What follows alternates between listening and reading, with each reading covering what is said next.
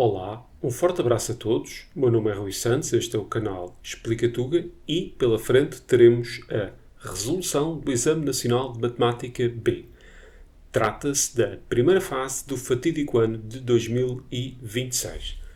Apelo desde já a que façam a subscrição do canal, ativem as notificações e nenhum mal virá ao mundo se fizerem um like neste vídeo. Sendo assim, vamos dar início à resolução. Um banco disponibiliza uma solução de poupança que consiste num depósito a prazo na modalidade de juro composto, com uma taxa de juro anual de 1,5% e com capitalizações mensais. O capital final acumulado pode ser dado por, em que CF representa o capital acumulado ao fim de N meses, CI representa o capital inicial e, por fim, R, que representa a taxa de juro anual. A Maria vai aplicar 1.000 euros nesse depósito a prazo. Determine o capital acumulado ao fim de 2 anos. Apresente o valor em euros arredondado às centésimas. Em cálculos intermédios, não proceda a arredondamentos. Lembrar aqui que estamos a falar de capitalizações mensais e é por isso que aquele N vem em meses. Nós queremos o capital ao fim de 2 anos. Então, vamos usar a fórmula capital final. Há de ser o capital inicial.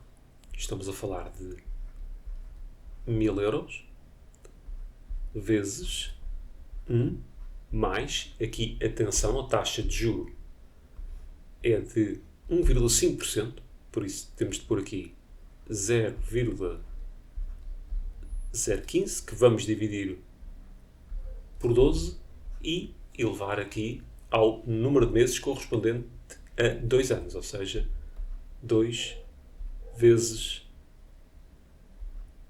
12. Bem, vou só respeitar o arredondamento final, que deverá ser às centésimas. Neste caso, arredondamento ao cêntimo. E estamos a falar de 1.030,44 euros. E é esta a resposta final. Aqui o cuidado era só relativamente ao N, que está em meses, isto porque as capitalizações são mensais, e atenção aqui também ao R, que não poderá estar na forma de percentagem, logo teremos de o dividir por 100. 2. Nos últimos anos, várias cidades portuguesas têm registado níveis preocupantes de poluição atmosférica. Um poluente comum associado ao tráfego rodoviário é o dióxido de nitrogênio. Um grupo de investigadores está a analisar a relação entre o número de veículos em circulação e a concentração média diária de NO2 em microgramas por metro cúbico. Com esse objetivo, recolheram dados em 10 dias, de acordo com a tabela 1, numa das principais avenidas de uma cidade. 2.1. Qual é a mediana do número de veículos em milhares que circularam naquela avenida nesses 10 dias? O número de veículos aparece-nos aqui com a variável x. De qualquer das formas, eu vou já introduzir os dados da máquina de calcular relativamente a x e a y. Vamos então a isso. Eu vou aqui a regressão, isto porque desconfio que mais tarde ou mais cedo terei de a fazer e, caso não seja para fazer, também não é grave. Vamos introduzir então os dados.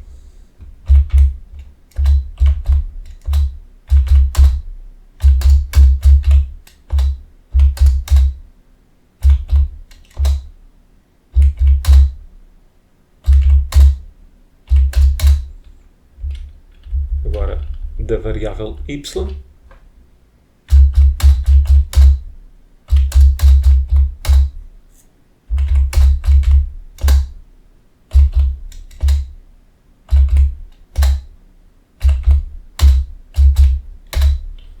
Reparem que, se viermos aqui a estatística, temos aqui alguns dados, mas não aparece aqui a mediana. Não há problema, é só sair daqui. Vamos então a estatística e onde diz aqui variável 1, vocês vão clicar, vem até aqui abaixo onde diz preencher com uma forma e aqui a variável 1 passa a ser x1, que era o nome da variável que estava lá na regressão linear. E a partir daqui já temos aqui os dados todos copiados e agora sim, se vier em estatística, temos mais dados do que no outro menu. A mediana é de 36,5. Vamos só concluir. A linha correta é a linha B. 2.2. Admita como válido o modelo de regressão linear de y sobre x obtido a partir dos dados apresentados na tabela 1. Estime, com base nesse modelo, o valor da concentração média diária de NO2 naquela avenida num dia em que nela circulem 47 milhares de veículos. Na sua resposta, apresente os valores estimados dos parâmetros da equação da reta de regressão linear de y sobre x, arredondados às centésimas, e também o valor pedido em microgramas por metro cúbico, arredondado às unidades. Vamos então a isso. Era aqui que tínhamos ficado. Vou sair daqui e voltar a regressão. Vamos aqui a gráfico e escolher aqui regressão linear. Se carregarem na seta para baixo, já temos aqui os dados todos necessários para resolver a questão seguinte. No entanto, se forem ali a estatística, também tem lá toda a informação necessária. Coeficiente A, B e também o coeficiente de correlação. Ora, os parâmetros são para arredondar às centésimas e depois, no final, o arredondamento é às unidades. Vou escrever aqui a reta de regressão linear, respeitando o arredondamento. Nós queremos estimar o valor do y, quando o x é 47 milhares.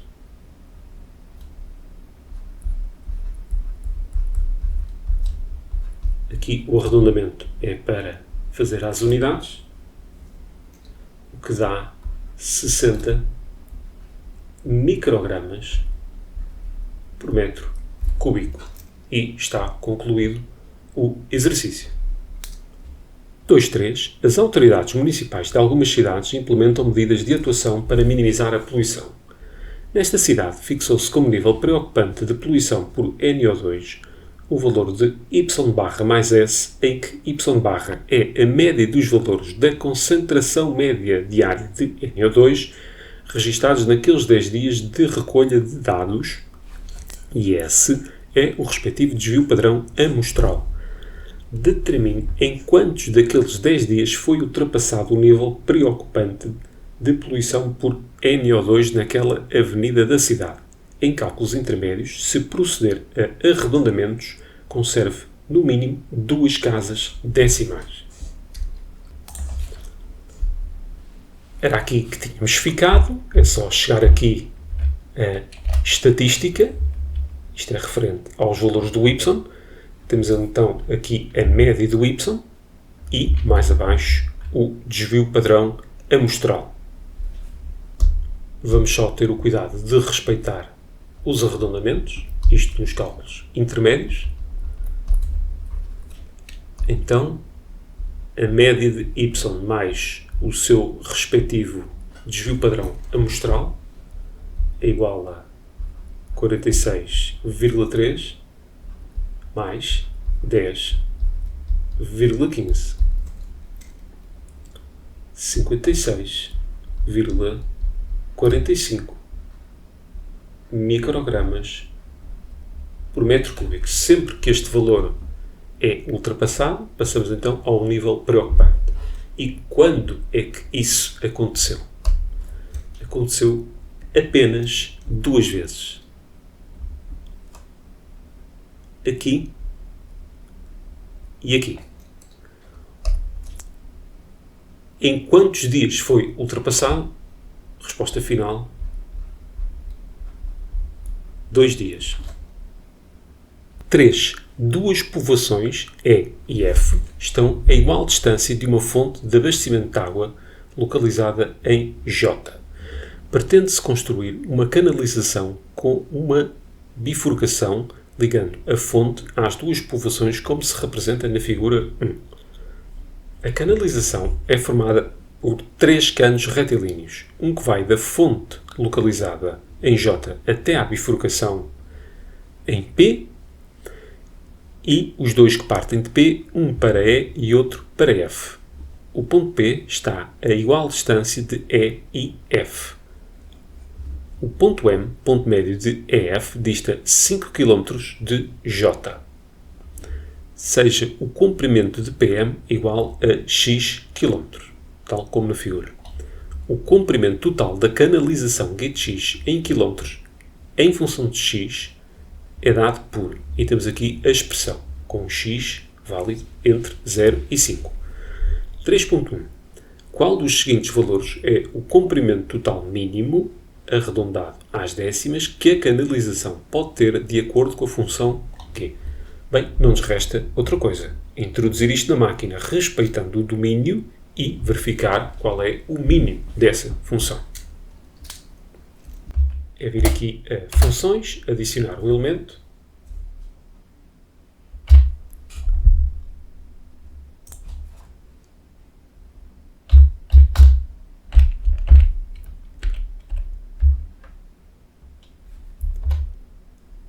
Atenção que este mais é do lado fora da raiz. Assim está correto. Traçar o gráfico. Vamos já aqui a eixo. Isto porque eu não quero ver aquilo que não faz sentido no contexto do problema. X entre 0 e 5. E cá está a nossa função. E temos aqui o valor mínimo que ocorre para um valor de x igual a 2,31 km. No entanto, o que nos interessa é o valor de y, que corresponde ao total de comprimento da canalização, que é de 11,9 km. Não há mais nada a dizer. Resposta correta a 3.1 é a linha A. 3.2 mostra que a distância entre as povoações E e F é 8 km. E uma das coisas que eu aconselho sempre a fazer é testar os limites do nosso modelo. Ou seja, o que é que acontece quando o x é igual a 0 e o que é que acontece quando o x é igual a 5. Quando o x é igual a 5, então o ponto P coincide com o ponto J e temos basicamente uma canalização, que é esta que eu vou representar aqui a vermelho. No limite, serviria também para resolver o problema, mas eu prefiro então ir testar o que é que acontece quando o x é igual a 0. Quando o x é igual a 0, já agora esta aqui era para x igual a 5, quando o x é igual a 0, a nossa figura fica assim. Ou seja, nesse caso será o ponto P que coincide com o ponto M. Vamos por aqui o J, E, P e F. De J a P são 5 km. Se substituirmos na função o x por 0, ficamos com o comprimento total da tubagem, que é 2 vezes raiz de 16, que é 4, mais 5, o que dá 13. Sendo assim, como 13 é o comprimento total, então o nosso EF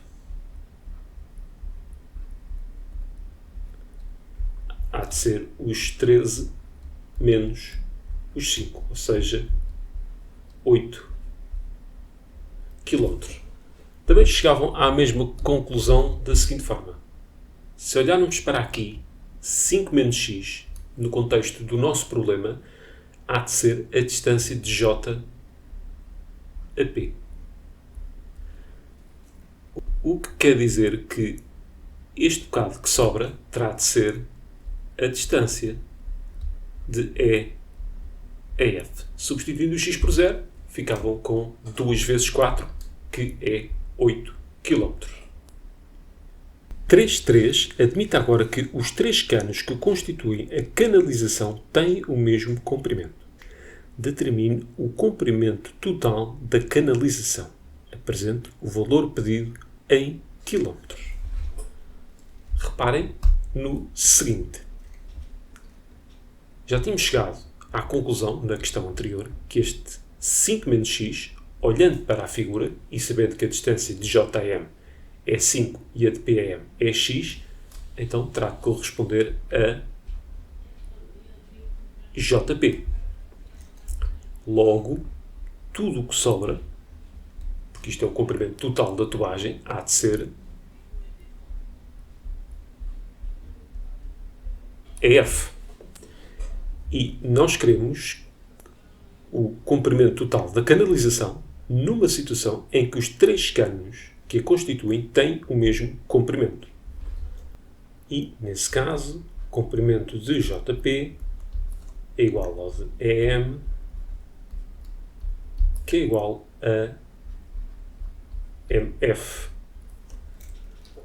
O que quer dizer que G de x, que é o comprimento total, há de ser o triplo de qualquer uma delas. Bem, vou escolher JP, porque é mais simples. É 3 vezes 5 menos x. Então é só igualarmos ambas e verificarmos então na máquina de calcular qual é o valor de G de x correspondente a essa situação. Aqui que tínhamos ficado, vamos aqui a expressões. Esta aqui é a f de x, que no caso do exercício é a G de x. E aqui temos que pôr outra função, que é 5 menos x. Traçar o gráfico. Estamos com o domínio entre 0 e 5, como se quer, e está ali a interseção em que estamos interessados. Isto ocorre para um valor de x igual a 0,9, mas aquilo que nos interessa é o comprimento da canalização naquela situação, que é de 12,3 km. Vamos só concluir. A resposta a esta equação é um valor de x igual a 0,9 km e, calculando o valor da função g para 0,9, obtém-se o comprimento total da canalização de 12,3 km. Põe um ponto final na 3.3. 4. Numa turma de artes visuais com 30 alunos, o professor de desenho propôs que os alunos escolhessem uma das obras da artista Joana Vasconcelos, com o tema do próximo projeto da turma, através de uma votação por preferências. As opções eram Drag Race, Merlin e Solitário. Na tabela 2 apresentam-se os resultados das votações por ordem de preferência de todos os alunos da turma. 4.1.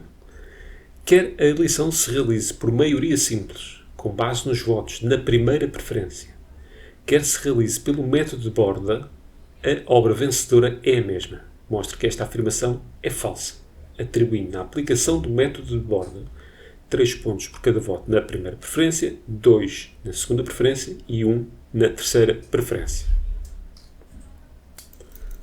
Bem, pelo método 1,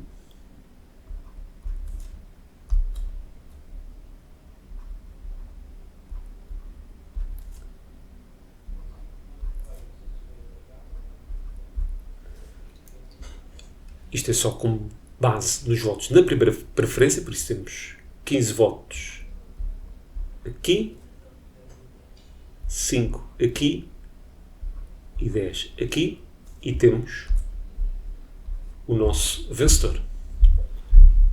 Método 2 de borda. Bem, vamos fazer a mesma coisa, mas agora aplicando um outro método.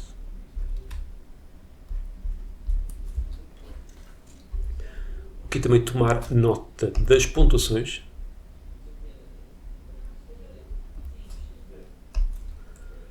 Então, aqui temos 15 votações a valerem 3. Aqui temos 10 votações a valer 1.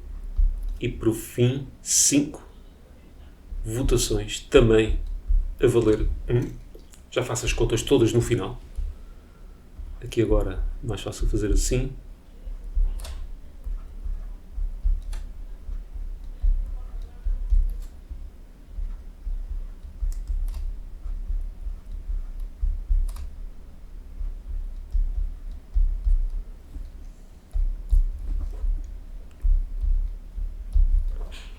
Então, para solitário, recebe aqui 2 pontos. Aqui recebe 2 pontos também. E aqui recebe 3. Logo, aqui terá de receber 1. Aqui 1, 2, o que falta é o 3 e bate certo. E aqui 1, 3 terá de estar no 2. Temos 60 pontos. 65, 55. E temos aqui um outro vencedor. Ou seja, estamos numa situação em que temos vencedores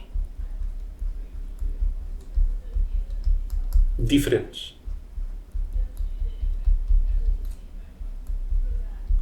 Logo, aquela afirmação terá de ser necessariamente falsa. 4.2. Um dos alunos da turma, em conversa com o professor de desenho, disse que votou na obra Drag Race como terceira preferência. Qual é a probabilidade de que esse aluno tenha votado na obra Merlin como primeira? Bem, quantas pessoas votaram nesta situação? Drag Race na terceira preferência.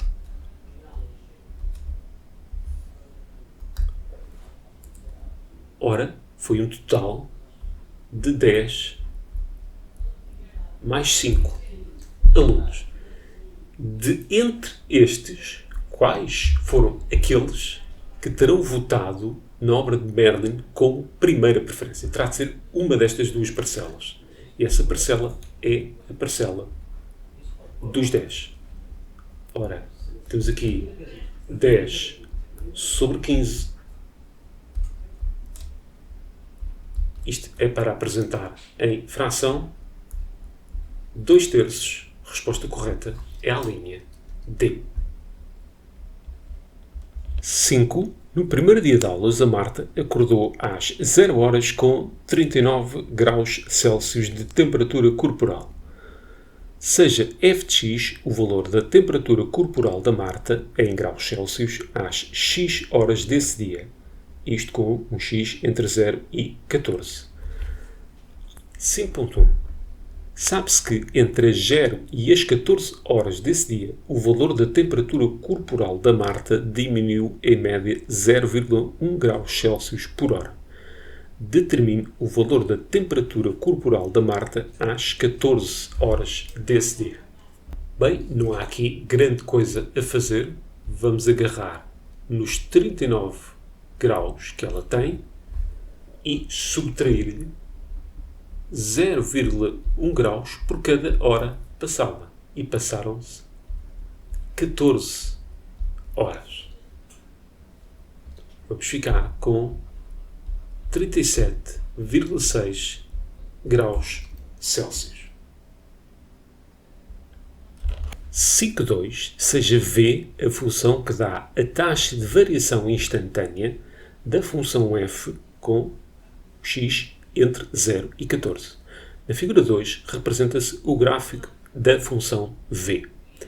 Considere as afirmações seguintes. O valor mínimo da temperatura corporal da Marta foi atingido às 6 horas desse dia. Entre as 11 e as 12 desse dia, o valor da temperatura corporal da Marta aumentou. Justifique que as afirmações 1 e 2 são falsas. Apresente uma justificação para cada afirmação. Sendo V a taxa de variação instantânea, então o estudo do seu sinal dá-nos informação relativamente ao crescimento da função principal. Então, vamos por aqui a função f, aqui o sinal de v de x. O x varia entre 0 e 14 e vamos por aqui o 6. Aqui, nestes 3 pontos, o valor de v de x é 0, entre 0 e 6 positiva e depois aqui negativa. O que quer dizer o seguinte: entre 0 e 6 a função f é crescente, ou seja, a febre está a aumentar. Entre as 6 e as 14, v de x é negativa, quer dizer que a função f é decrescente e a febre está a diminuir. Logo, é atingido um máximo de febre para x igual a 6. E estamos a falar do máximo e não num mínimo.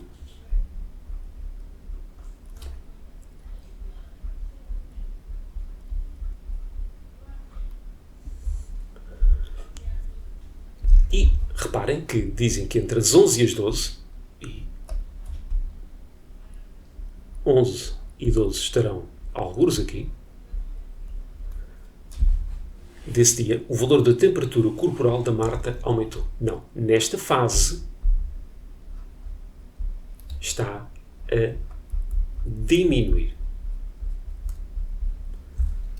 E tem então aqui a justificação para ambas as afirmações serem falsas. Depois era só elaborarem um pequeno texto.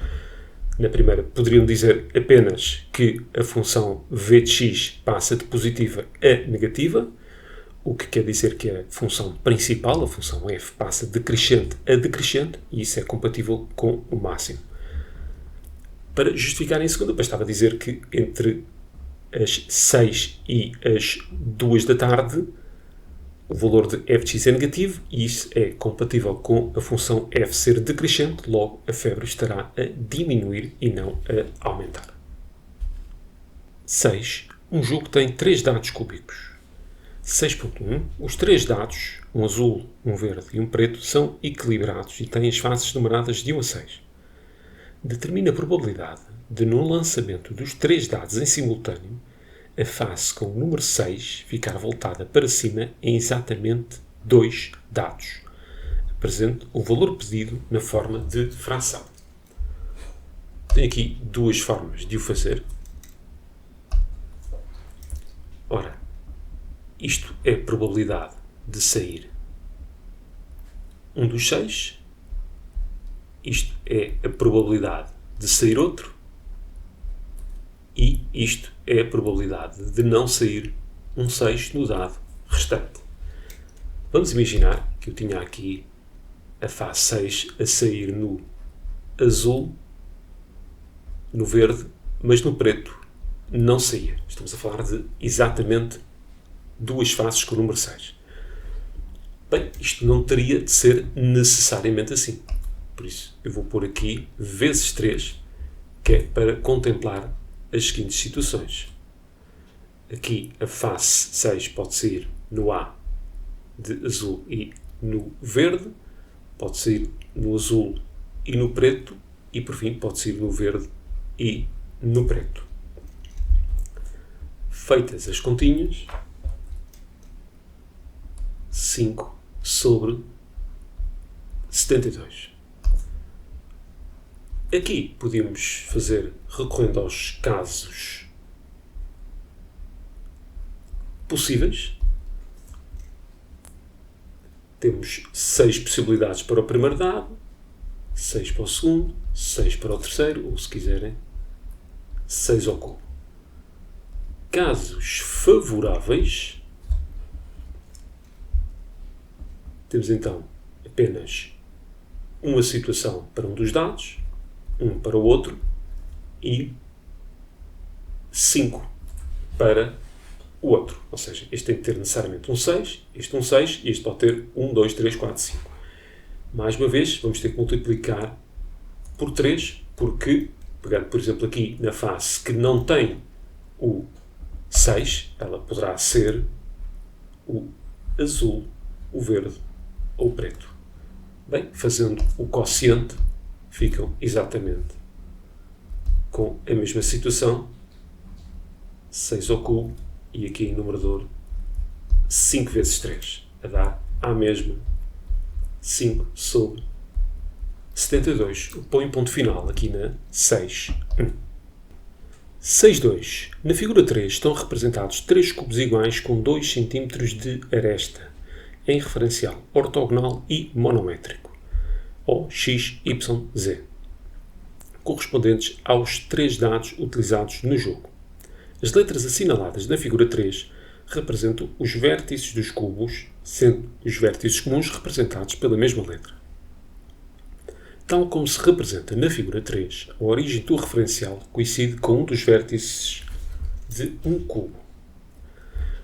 Os cubos estão colocados com as faces justapostas, de modo a terem as arestas dessas faces coincidentes. Os vértices A, D e P pertencem a semi-eixos positivos. A unidade de medida do referencial é o centímetro.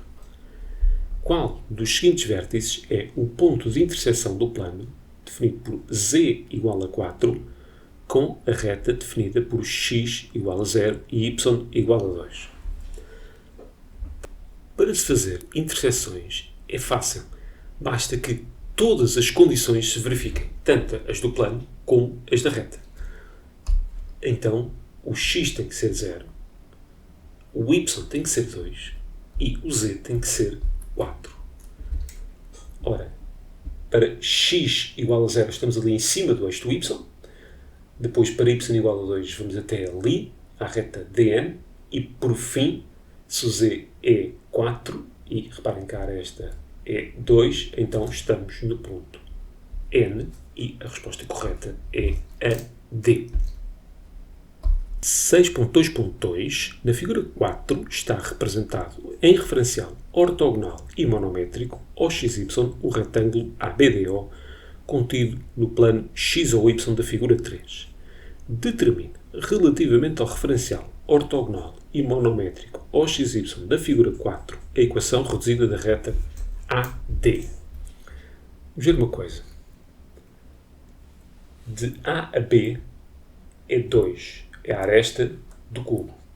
Já de D a B são 2 arestas, uma de cada cubo.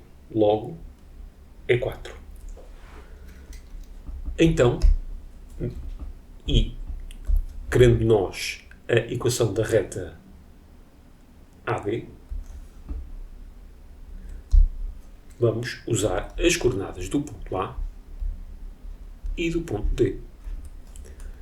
Do ponto D tem coordenadas 0, 2 e A coordenadas 4, 0. Então, o declive da reta AD pode ser dado por aqui diferença das ordenadas, 0 menos 2, aqui diferença das abscissas, 4 menos 0. Tem de ser coerentes. Aqui fiz 0 menos 2, aqui tenho que fazer 4 menos 0 e nunca 0 menos 4. Isto dá menos 1 meio.